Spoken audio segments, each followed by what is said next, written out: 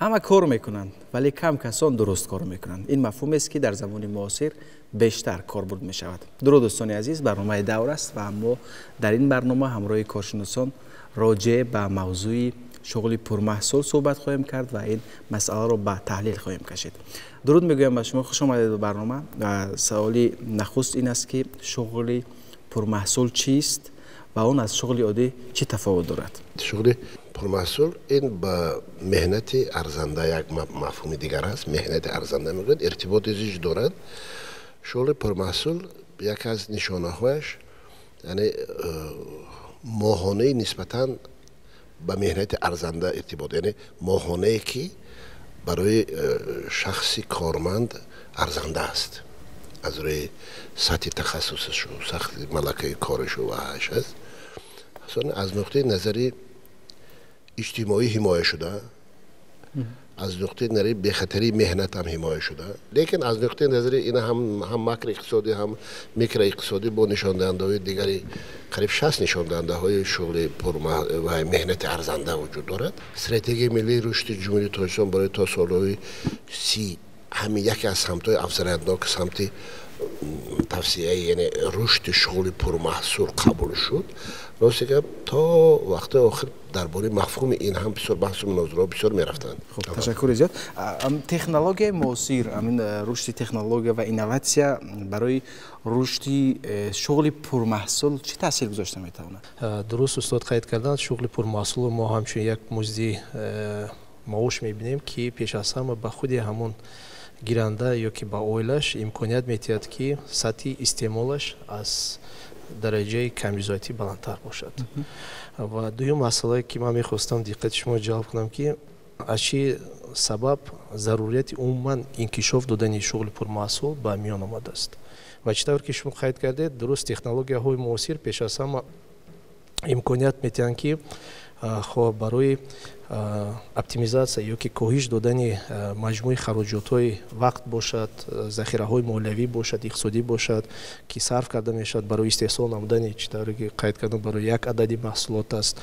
خب و بلند برداشتن حاصلناکی مهنت، بلند برداشتن مخصوصا نشان دهنده های اساسی اقتصادی رشد خب وارد میرسد و در حقیقت این کانسپت خیلی مهم است و یکی از سمت‌های اساسی بلند برداشتن حاصلناکی شغل پرمحصول این گذاشتن به تکنولوژی های اینوواسیونی. واقعا هم شغل با محصول شغل محصولناک به تکنولوژی های نو استحصالی تامین کردن مشکل است. تصور کردن ممکن.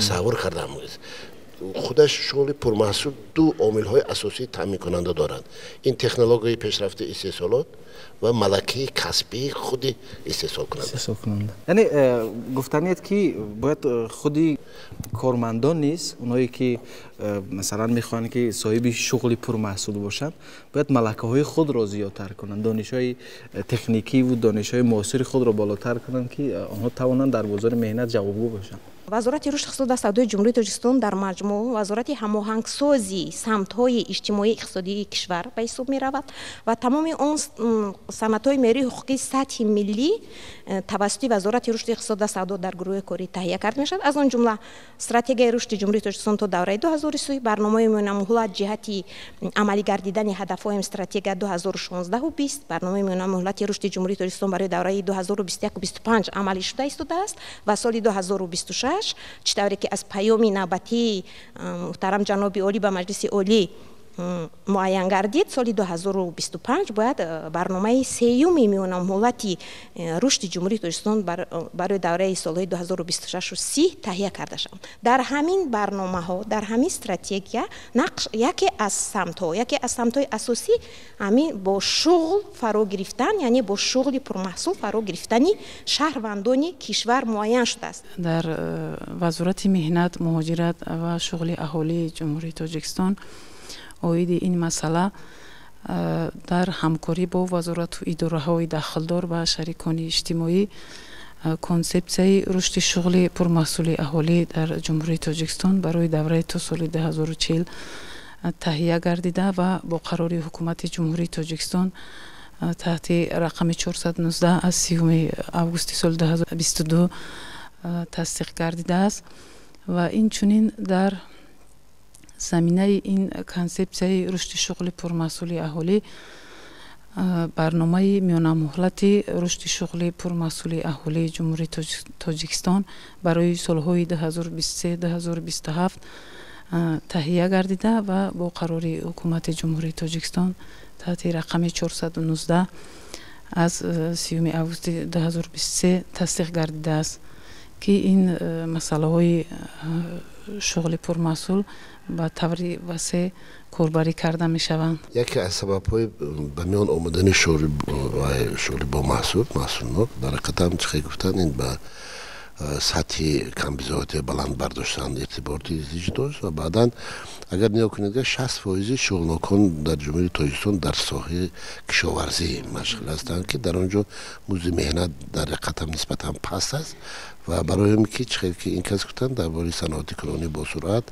ва ин чизҳо ҳамаш вобаста ба баланд бардоштани ҳам сатҳи рушди иқтисодиёти кишвар ҳам сатҳи никоҳаволии мардум аст ва ин ду мафҳум бо ҳам бисёр ҳам зич пайвастанд ва чихел ки мо гуфтем боз ғайр аз он ки мо гуфтем ҳамон технологияи ҳозири замон татбиқ нашавад маҳсулноки меҳната мо боло бардошта наметонем. яъне вақте ки вобаста ба кишоварзӣ мегӯем ворид шудани технология умуман ҳама чиз дар назар дорем бе технология агар технология истифода барандааш қувваи корӣ ин захираҳои меҳнатӣ аст агар захираҳои меҳнатӣ сатҳи тахассусашон ба истифодаи чунин технология мутобиқат накунад албатта ҳосилнокии меҳнат баланд намешавад. чунки мо гуфтем ду тарафи вай ҳаст масъала ҳаст ҳам масъалаи татбиқи технология нав ки ҳозир мана ҷаноби олӣ ба наздикӣ дар пайғомашон ба маҷлиси миллӣ махсус қайд карданд дар бораи татбиқи технологияи нав ва албатта масъалаҳои рушди захираҳои меҳнатӣ мутобиқати он ба ин технологияи нав ҳам бисёр чизи муҳим аст ки нисбати ин масъала низ ҳозир корҳои мушаххас пешрафта истоданд. мана соли 21 аввали соли 21 қонун дар бораи омода намудани мутахассисон мутобиқи талаботи бозори меҳнат қабул шуд. бояд таъкид дошт ки махсусан анамин тайёр кардани кадрро дар тамоми самтҳо кадр мутахассис нақши асосӣ мебозад ва махсусан агар мо чӣ қадар ҷойҳои кории зиёд таъсис диҳем ҳам агар мутобиқ ба ҳамон талаботи бозори дохилии хориҷии кишвар ё мутобиқи талаботи бозори меҳнати худи кишварамон мутахассисон тайёр накунем анамин ба даст овардани шуғли пурмаҳсул зери суол меравад. ба ҳамин хотир айни замон дар ҷумҳурии тоҷикистон дар муассисаҳои таҳсилоти ибтидоӣ ва миёнаи касбӣ ки алоҳида то 88 муассисаи таҳсилоти миёнаи касбӣ зиёда аз 70 муассисаҳои таҳсилоти ибтидоии касбӣ фаъолият карда истоданд ки анамин фаъолияти онҳо барои тайёр кардани мутахассисон ба самти талаботи бозори меҳнат нигаронида шудааст. ман вобаста ба ҳамин суол доштам. баъзе аз ҳамин гуна муассисаҳо масалан чандон пешрафта нестанд, чандон технология муосир надоранд. дар ҳақиқат дуруст баъзе аз онҳо дар ҳақиқат ба талаботи имрӯза ҷавобгӯ нест. дар минтақаҳо ман бояд як чизро таъкид дорам. ин масъала зери таваҷҷуҳи хосаи ҳукумати кишвар қарор дорад ва махсусан соли гузашта таъсиси кумитаи махсус кумитаи таҳсилоти ибтидоӣ ва миёнаи касбӣ ки алоҳида дар назди ҳукумати ҷумҳурии тоҷикистон таъсис дода шуд. кумитаи таҳсилоти ибтидоӣ ва миёнаи касбӣ бо қарори дахдори ҳукумати ҷумҳурии тоҷикистон таъсис дода шуд. бо техникаи пешрафта фаро гирифтани ҳамин муассисаҳо яке аз вазифаҳои асосии ҳамин кумита ба ҳисоб меравад ва мо бовари комил дорем ки оҳиста оҳиста дар натиҷаи роҳандозӣ гардидани ҳамин чораҳо самти таҳсилоти ибтидоӣ ва миёнаи касбӣ барои тайёр кардани мутахассисони соҳаҳои гуногуни иҷтимоии иқтисодии кишвар сами босазо мегузорад. тадқиқотое ки мо гузарондем бо дастгирии шарикони рушд бевосита вазорати байналмилали британияи кабир ташкилоти актед ва ташкилоти ҷамъиятии ҳуқуқшиносон як тенденсия асосия нишон медиҳад ки бевосита дар асоси мушоҳидаҳо мо ба хулоса омадем ки дар ҳақиқат чораҳои махсус дар самти рушди пурмаҳсул бояд андешида шуд. اهمیت اهالی زود میافزاید شماره اهالی خب 10 میلیون و 288 هزار از جمله ذخیره های مهنتی هم میافزاید لیکن در اقتصادیات یک تندنسیا با پورگی استفاده نشدن ذخیره های مهنتی به چشم میرسد و یکی از سوال از چی سبب از سبب آنه که قریب که 2.5 میلیون زیادتر خب ذخیره های مهنتی که با کارهای موسمی مشغولند یکی از سبب از آن عبارت است که شغل پرمحصول خب تامین نمیگردد و چطور که درست استادان قید کردن باید که با همین پرابلم اساسی ما دقت دیم در اینجا طبقه های آسیب پذیر باید که در همین مرکز اساسی خب سیاست باید باشند. خب چیکار کنیم که قشر آسیب پذیری جامعه با کار پرمحصول یا که شغل محصولناک تامین شوند؟ خود اشغالی شهروندان را باید به راه اندازیم، یعنی که کارخانه های مایده، یعنی که کارخانه هایی که استحصالی چی گویم خراجات زیاد رو طلب نمی کند و همچنین خود اشغالی معنای آن رو دارد که در خانه نشسته کار کرده می تواند، یعنی آن قشر آسیب پذیر جامعه که اقتداری آن رو ندارند که برآمده در اونجا کار کنند می توانند در خانه خود نشسته به همین کارها سر و کار گیرند و فایده برای پیشبرد زندگی خود به دست آورند. مخصوصا من باید قید کنم که وابسته به همین صاحبکاری زنان از آن جمله صاحبکاری زنانی که نیازمندند از جانب فوند مخصوصی پرزیدنت جمهوری تاجیکستان گرانت های پرزیدنتی جدا کرده می شوند و این کمیسیا در نزد کمیته کار با زنان و اولای نزد جمهوری تاجیکستان هم مسئله فعالیت دارند. از وزارت رشد اقتصاد و سودا هم اعضای همین کمیسیا هم مسئله یک نفر اشتراک می کند و در دوره تعیین نمودن معین نمودن گیرندگانی همین گرانت های پرزیدنتی مخصوصاً با نیازمند بودنی یکی از کریتریا و یکی از چارچوبایی که باید معین شود که کی صاحب همین گرانت شود وقتی بهادهی مخصوصاً عمیق قشری نیازمند جامعه از آن جمله زنای نیازمند به نوبت گرفته می شوند. من باید تاکید دارم که با در نظر داشتی همین دستگیری همین صاحب کار زنان مخصوصاً گرانت های پرزیدنتی در سال گذشته از 80 نفر به 120 نفر رسانده شده، مبلغ آن از 2.5 میلیون به 5 میلیون بالا کرده شد و این هم شهادت از غمخوری دولت، غمخوری حکومت جمهوری تاجیکستان، مخصوصا دستگیری پیوسته پیشوای ملت پرزیدنت کشور عزیزمون به سمت زنان و قشر آسیب پذیر جامعه شهادت می‌دهد.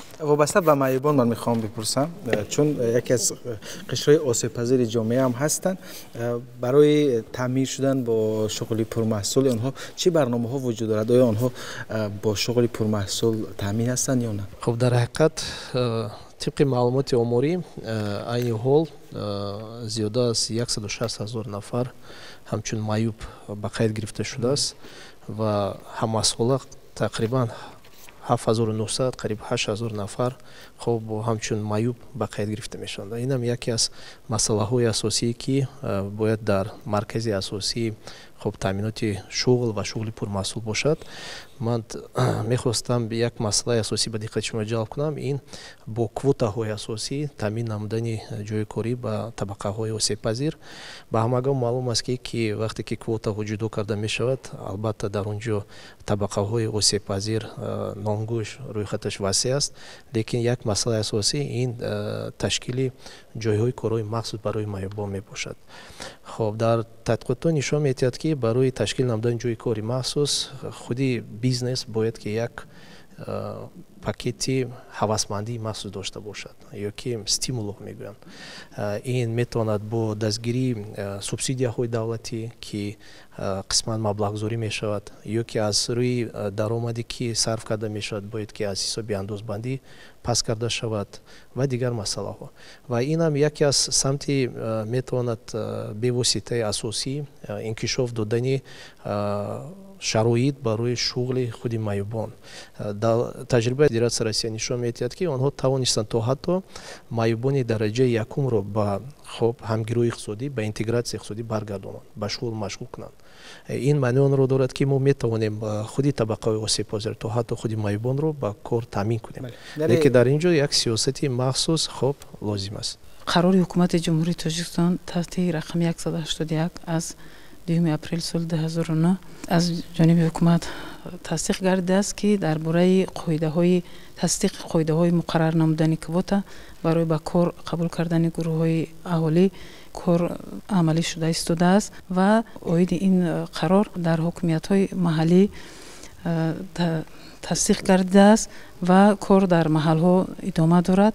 дар ин оиди ин қарор гуфтаниам ки дар мақомотҳои меҳнат ва шуғли аҳолӣ дар шаҳру ноҳияҳо низ ин кор амалӣ шуда истодааст ва гурӯҳҳои гуногуни табақаҳои осебпазир ба кор таъмин карда мешаванд. тамоми мақомотҳои давлатӣ вазифадор гардиданд ки дар вақти озмунҳо ёне ки дар вақти ба кор қабул кардани шаҳрвандон то 5% бояд ки анами шаҳрвандони ниёзманд ҳам ба инобат гирифта шаванд. яъне ки дар вақти интихоби корманд анамин 5% бояд таъмин карда шавад аз ҳисоби шаҳрвандони ниёзманд ки ин муқаррарот ин меъёр муайян карда шудааст ва тамоми мақомотҳои давлатӣ вазифадор карда шудаанд.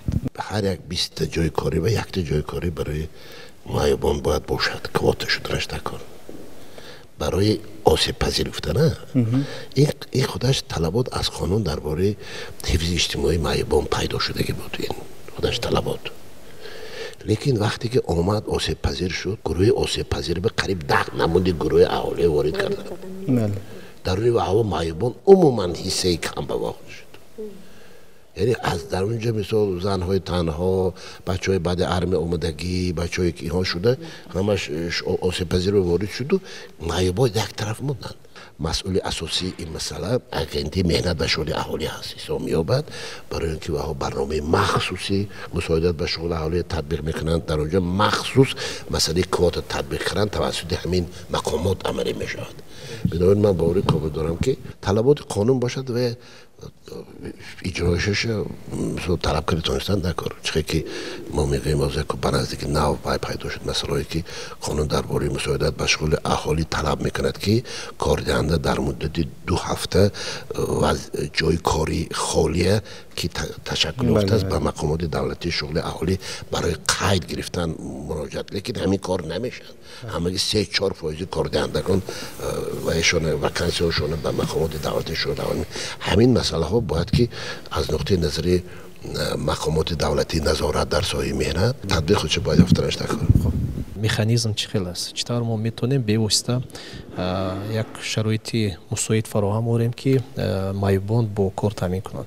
ба ҳамагон маълум аст дар наздикӣ қонуни ҷумҳурии тоҷикистон оид ба соҳибкории иҷтимоӣ қабул шуд ва ман умед дорам ки қабули ин қонун як такон метиҳад ки барои фароҳам овардани заминаи ҳам иқтисодӣ ҳам иҷтимоӣ барои ҷалби худи муайёбон ба фаъолияти соҳибкорӣ. аз чӣ сабаб? ба сабаби оне ки он имкониятҳое ки дар низоми андозбандӣ пеш буданд, дар кодекси пеш бевосита пешкаш кардани имтиёзҳои андозбандӣ барои он корхонаҳое ки муайёбонро ҳамчун коргар ба кор қабул мекунанд ва дигаро ва аз ҳисоби пардохти музди меҳнат, фонди музди меҳнат ва дигаро садафсӯс баъзе имтиёзҳо аз байн рафтанд. ва айни ҳол ба фикри ман як тақозои замон ба миён омадааст ки мо бояд ин имтиёзҳо баргардонем ва чӣ тавр ки дуруст маълума қайд карданд аз ҳисоби ташкил намудани як шароити мусоид ба фаъолияти соҳибкории иҷтимоӣ онҳоро банд намоем. таъминоти шӯру пурмасъул ман гуфтам ду омили асосӣ ҳамчун технологияи истеҳсолот бошад, дуюмаш сифати касбии захираҳои меҳнатӣ аст. омода намудани мутахассисҳо аз ҳисоби ҳамин муайян мекунад ба вазорати меҳнат муайян мекунад тавассути таҳияи стандартҳои касбӣ мекунанд. ин ҳозир тоҷикистон ба стандартҳои салоҳият номгирӣ кардан. барои ҳар як тахассус ихтисос ҳамин стандартҳои салоҳият бояд таҳия шавад аз ҳисоби мутахассисон ва аз тариқи вазорати меҳнат тасдиқ шавад ва дар асоси ана ҳамин стандарти салоҳият муассисаҳои таълимӣ барномаҳои таълимӣ таҳия карда дар натиҷа хатми ин барномаи таълимӣ ба ана ҳамин стандарти салоҳият оварда расонда нашуда кор. чӣ хеле ки устод инҷа таъкид доштам ба талаботи бозор мутобиқ тайёр кардани кадрҳо ин яке аз самтҳои асосӣ афзалиятҳои асосии анами ба амал баровардани шуғли пурмаҳсул аст. чӣ тавре ки ба ҳамагон маълум аст тоҷикистони мо بسیار سطحی فایز جوانان بهت بسیار بلند است، یعنی که شهروندان اهالی جوان بیشتر داریم و حتی تا 70% ارزیابی میگردد. و در زمانی که رشد اقتصادی یا اینکه رشد اقتصادی رقمی، رشد تکنیک تکنولوژی ها به درجه کیهانی پیشرفته ایستاده است، ما باید که پیگیری طلبات بازار مهنت داخلی خارجی باشیم در روند تیار کردن کادرها. به همین خاطر این سمت به توجه است. در نزد وزارت مهنت، مهاجرت و شغل اهالی مرکزهای تحصیلات کلانسالان تأسیس داده شدند و در پیام نوبتی هم باز هم وظیفه دار کرده شدند که همین مرکزها بیشتر در منطقه و فیلیال های همین مرکزها باید تأسیس داده شوند. مرکزها چی نقش دارند در تیار کردن کادرها؟ عین زمان ما باید انمخل اختصاص‌های طلبات بازار مهنت داخلی خارجی در اون سطح تیار کنیم که تیز، کم خرج، در مهلت بسیار کوتاه و با صفت. یعنی مرکزهای تحصیلات کلانسالان یک وظیفه اساسیشان همین است که در مهلت نهایت کوتاه از 3 ماه، از 1 ماه، از 3 ماه تا 6 ماه، اقلا تا 1 سال باید همین متخصصانی با طلبات بازار داخلی خارجی جوابگوی رو تیار کنند. یعنی که با در نظر داشتی در جاری نمودن تکنیک تکنولوژی نو، با در نظر داشتی چطوری که استاد اینجا تاکید داشتن اختصاص‌های نو، اختصاص‌هایی که همین مطابق با طلبات بازار است. یعنی بعد یک صفت تحصیل رو به درجه تاکید داشتن. در حقیقت صفت تحصیل بسیار نقش اساسی دارد برای آماده شدن کادرهای و در همین با بازار راه یافتن متخصصان. در این سمت کارها رفته ایستاده است و ما امید داریم که سالهای من بعد و این مسئله ها راه حل خودش رو با منتظم پیدا میکنه. در حقیقت همگیری علم استحصالات همچون یک عامل اساسی می باشد که به واسطه برای هم گذاشتن برای شغل پرمسئول تاثیر میرسه، هم برای آماده کردن کادرها. لیکن تحقیقات نشان میدهند که این روند نه تنها باید که از جانب خود دانشگاه ها پیشبری کرده شود که ما جستجو نماییم، شریکانی بخشی صاحبکاری با آنها همکاری پیش بریم و کافدراهای استحصالی تشکیل کنیم، بلکه این سیاست باید که همچنین از جانب خودی صاحبکاران، کارفرمایان پیش برده شود.